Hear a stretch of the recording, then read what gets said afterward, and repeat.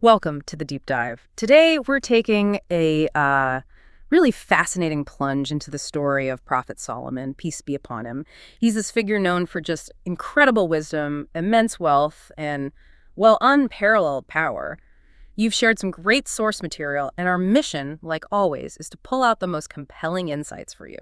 Absolutely. And what's truly fascinating, I think, is how his story really mixes historical weight with these extraordinary, almost mythical abilities. Right. We'll be exploring not just what he did, but why his legacy still resonates so strongly today, looking at the core lessons for leadership and, well, for life itself. Okay, let's dig in. We're talking about a king who was also a prophet, son of Prophet David, peace be upon him, inherited his kingdom. And was given these just extraordinary gifts. Exactly. Our sources say Allah granted him profound wisdom, huge wealth, and that really remarkable ability communicating with animals. It's hard to even wrap your head around that, isn't it? Imagine the insights you'd get listening to, I don't know, the birds or the wind. And it gets even more interesting, like you mentioned, beyond the wisdom, beyond connecting with nature. The power over the jinn. Yes, the ability to control the jinn. These unseen beings, or spirits, as they're often described. And this wasn't just some, parlor trick. It was key to achieving things that would otherwise be totally impossible for humans. Right. Think about the scale. Exactly. The sheer scale of the projects he managed. Which leads us straight to his achievements. It wasn't just power for power's sake. With these gifts, he built the magnificent temple in Jerusalem.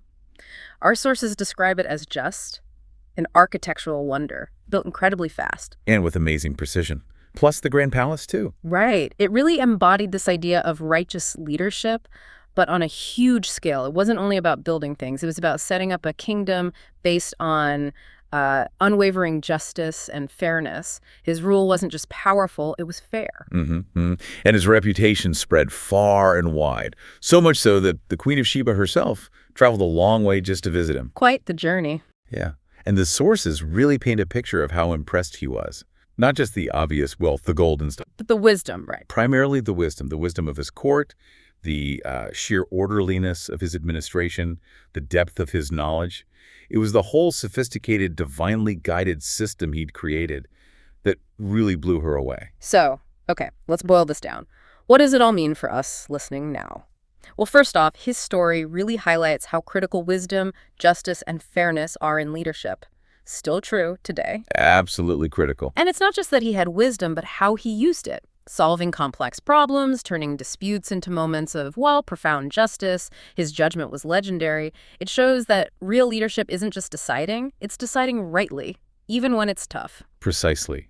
And the other side of that coin is the strength you find in faith, in obedience. But perhaps the biggest takeaway, connecting to the larger picture. Despite all his power, all his wealth, the narrative always comes back to how fleeting worldly things are, how temporary. Yeah, that really hits home. Even for a king who could command the winds and the jinn, the ultimate lesson was about understanding that earthly success doesn't last forever. That's a powerful point. A bit sobering, isn't it? Someone with that kind of stature, achieving unimaginable things, still face the basic truth about worldly power being temporary.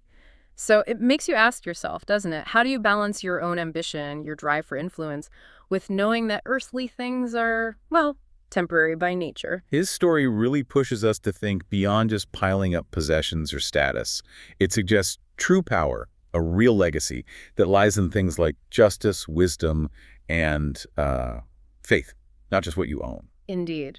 We've seen how Prophet Solomon's incredible wisdom and these unique abilities let him achieve amazing things, building the temple, talking to animals. Yeah, incredible feats.